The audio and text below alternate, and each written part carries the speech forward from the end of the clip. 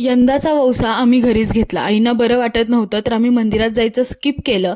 घरीच देवाला आणि तुळशीला वौसून आम्ही छान अशी पूजा करून घेतली. सकाळीच पुरणपोळीचा स्वयंपाक बनवून घेतला होता मी. त्यानंतर दुपारी मी ऑफिसचं काम करत होते तर श्रीशाला बोर होत होतं आणि बोरन्हाण कधी करणार हे ती मला विचारत होती. संध्याकाळच्या वेळेला तिला छान असं तयार करून घेतलं आणि तिने एकही छान फोटो काढू दिला नाही. त्यानंतर वौसा तर सकाळी घेतला होता पण विडे आम्ही संध्याकाळी घेणार होतो, कारण बायकांना आम्ही हळदी कुंकाला सुद्धा संध्याकाळीच बोलवलं होतं. तर विडे घेण्याची ही पद्धत आमच्या इकडे तर आहेच. तुमच्या इकडे असेल तर मला कमेंट करून नक्की सांगा.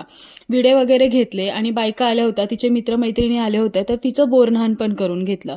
बोरन्हाण करताना तिला यावर्षी एक वेगळीच मज्जा येत होती, कारण सगळे तिचे मित्रमैत्रिणी इथे जमलेले होते आणि ती खूप दिवसांपासून वाट बघत होती की माझं बोरन्हाण कधी करायचं आहे. आणि फायनली आम्ही तिचं हे छान असं बोरन्हाण केलं.